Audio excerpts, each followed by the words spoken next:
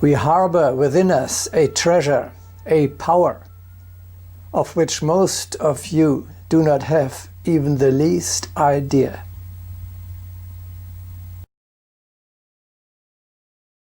No one should deny that he has something of special significance within him. The application may not have been found, but this does not mean that the possibility is lacking.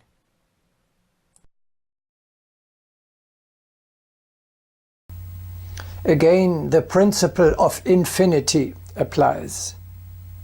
We are unable today even to guess the extent of the forces which are placed within us. Immeasurable, seemingly fantastical possibilities are opening up before us. No one can indicate where the power of man terminates. Psychic energy has a destiny to help mankind amidst problems which it finds otherwise insoluble.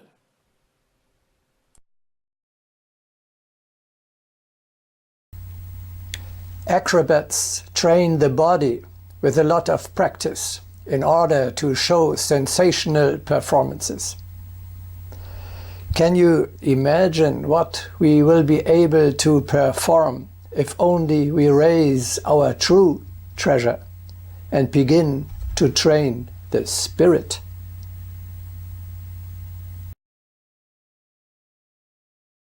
Agni Yoga is the progressive development of human ability.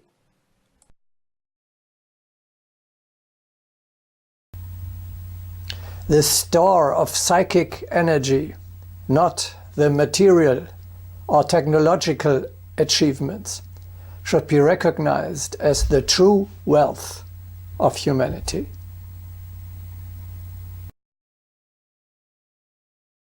People who have stored psychic energy should be considered as treasures of the nation. Not of its millions of bipeds should a country be proud, but of its store of psychic energy. For the sake of even one individual with a store of energy, thousands of average ones must be spared.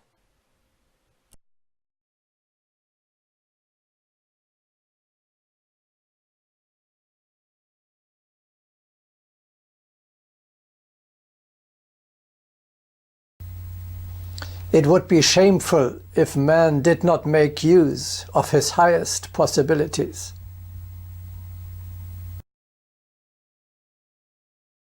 People themselves are to blame that they lock up their greatest treasure in the cellar.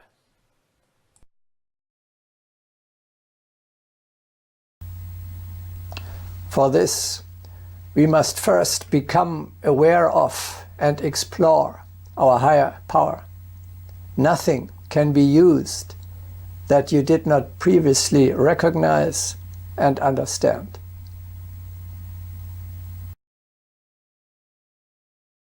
When we speak about the formation of psychic energy into a conscious weapon, it may be asked, with what to begin? One must begin with the realization of its presence. One can cultivate and increase only that which is realized.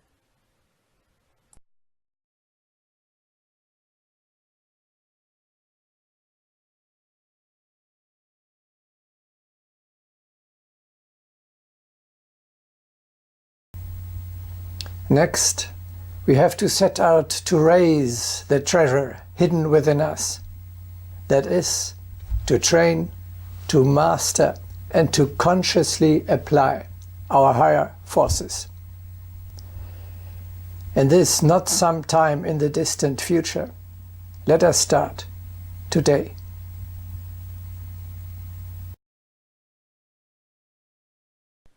Be not late with the study of psychic energy. Be not late in applying it. Accept the flow of psychic energy as a bountiful wave. Leave it to the old world to be afraid of the study of psychic energy. But you, young, strong, and unprejudiced, investigate by all means and accept the gift lying at your gates. Observe with an eagle eye and with the leap of a lion take possession of the ordained power.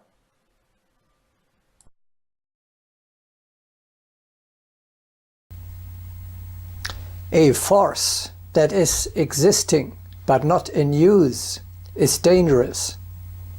Therefore, the failure to apply psychic energy may even cause harm.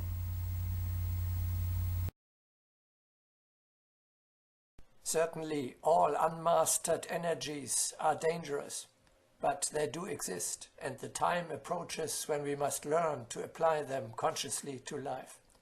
Everyone has a reserve of psychic energy, but if it remains unutilized, it turns into an ugly sediment called sclerosis, whereas it could have been utilized wisely.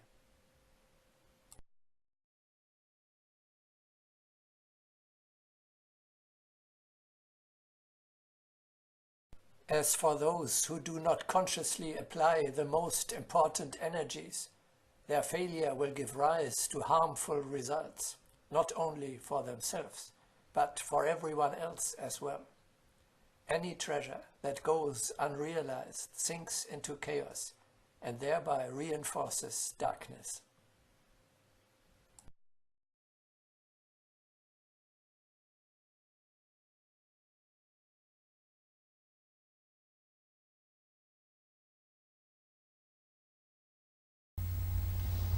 Psychic energy is available to us without limits.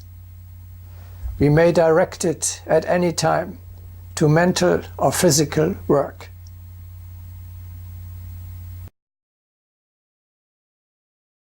The forces are inexhaustible, but people themselves try to cut short their flow. We also call psychic energy indefatigable. True, the human organism can become wearied from the tension of the energy, but the energy itself is inexhaustible. Such a quality in the energy points to a cosmic source.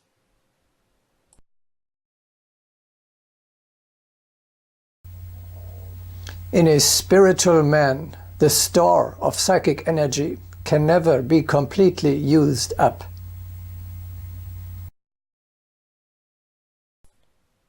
As for the fiery spirit, even during the largest decline of psychic energy, its store is never completely exhausted.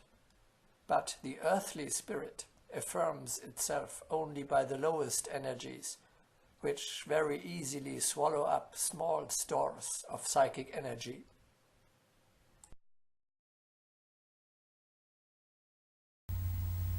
There is no fatigue or exhaustion when psychic energy is active.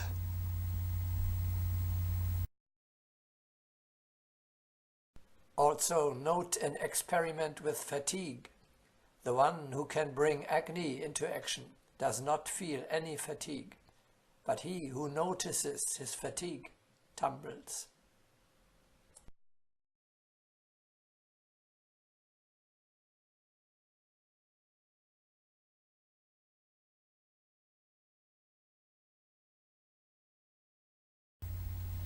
You must not waste your greatest treasure pointlessly.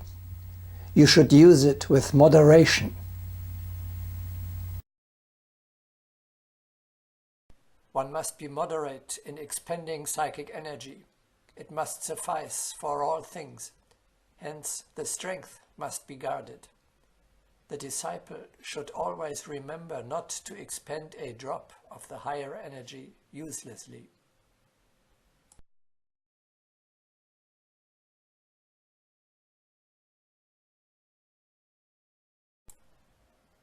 No senseless dissipation is possible where the value of energy is appreciated. If we have a precious remedy that cannot be replenished, should we destroy it senselessly? One must accept Agni as verily the most precious substance.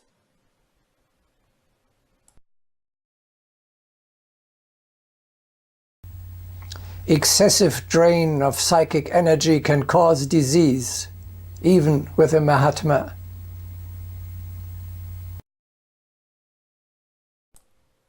We have mentioned how my friend Mahatma Kutumi became ill when fulfilling several missions. The cause of his illness was an excessive tension of psychic energy. Let us not forget that my friend sallied forth with an increased store of energy, yet suffered a lengthy illness.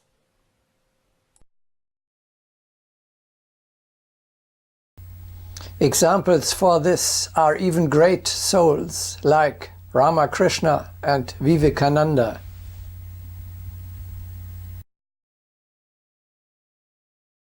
Often psychic energy is exhausted as a result of spiritual outpouring, as was the case with Ramakrishna and other spiritual heroes. Certainly they possessed an enormous amount of it, but dispatching it to far-off distances, they could remain for a while without protection.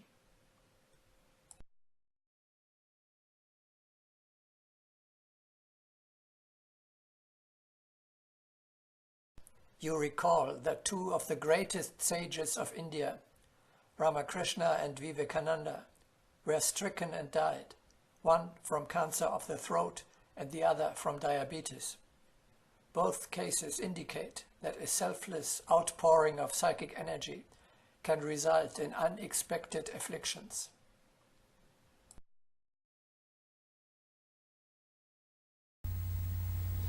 We just need to make sure that our stock of psychic energy is regularly being replenished.